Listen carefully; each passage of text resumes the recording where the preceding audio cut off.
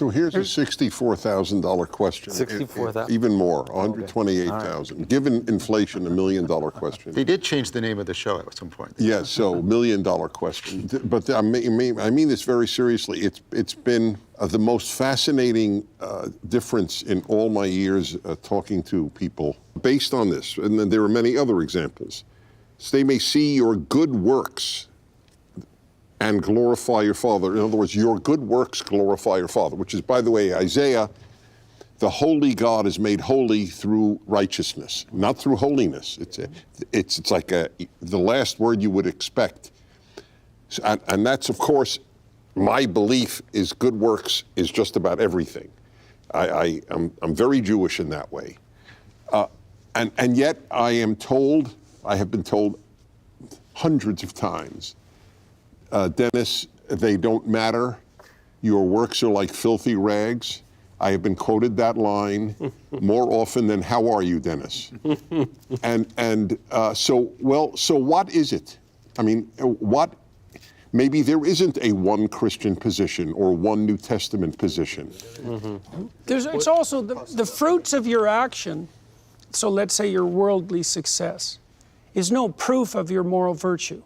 It's no proof of it. That doesn't mean there's no such thing as moral virtue. You're still called upon, as in this text, to put everything you have behind it. I mean, Abel, this is obviously an Old Testament reference, but Abel's sacrifices are welcomed by God because they're the real thing. And this is a call to that. It's like you're called upon, and this is part of the pattern of Christ's life, is you're called upon to put absolutely everything on the line. And to the degree that you do that, you manifest yourself fully in the world. You reconcile, you help address the fallenness of the world. And you have to do that in a spirit of faith. I mean, I see this in people all the time in my clinical practice, my private life. People keep what's inside them hidden because they're afraid. They're afraid that if they make the offering, it won't be accepted. They're afraid that they'll be persecuted if they make the offering. They're afraid that they're not enough. They're afraid that the world won't respond properly. This is a radical call to the faith that requires you to put everything you have behind everything you do. And it is an act of glorification to God. I thought your good works glorify God. That's what I'm reading here, and I happen to agree with that. Well, they do. They do. Okay, so I believe God prefers the non-believer who does good to the believer who doesn't. Is that unanimously agreed to here? They think the first person is more of a believer. You know, one of the things, I think one of the problems with the Enlightenment West is that we conflate belief with what people say they believe.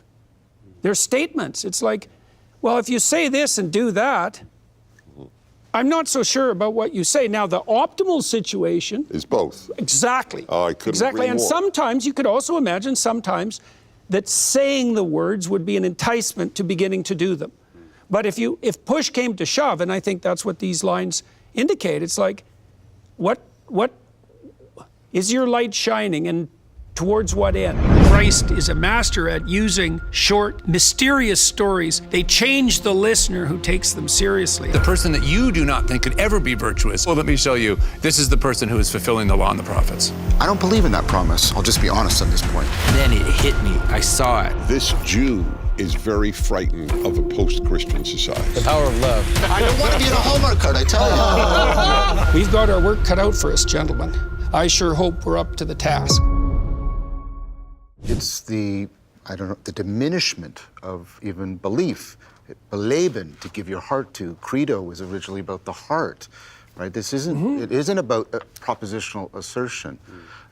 And there's something else going on here that's even deeper, and Jonathan will probably be able to say something titanically brilliant around it, but this is hearkening back to the beginning of John.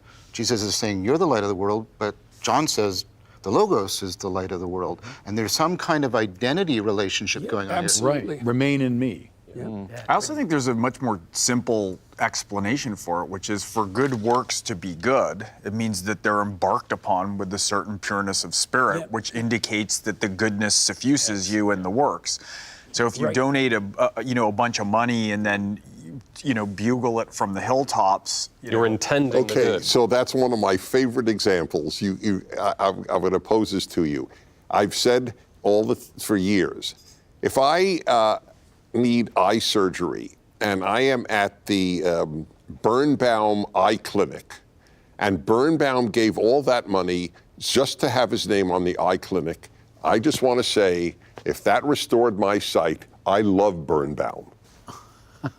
Fair enough. Well, that can be okay, sure. Yeah, you're right. Yeah, that can be okay. That can be okay. But it wasn't done in the spirit that Greg was. Oh, it might have been. Like, the mere fact. No, he wants his name known. No, but also. Or you're right, but the mere fact that he wants it Dennis, known for that, I want that's you a to good know- point, and not for a baseball stadium. Yeah, and I want you to Yeah, know. right, though- No, that's good. Okay, that's a good answer. Right, and Yeah. look, I mean, there's no problem even in giving yourself credit where credit is due. There's just some moral hazard there.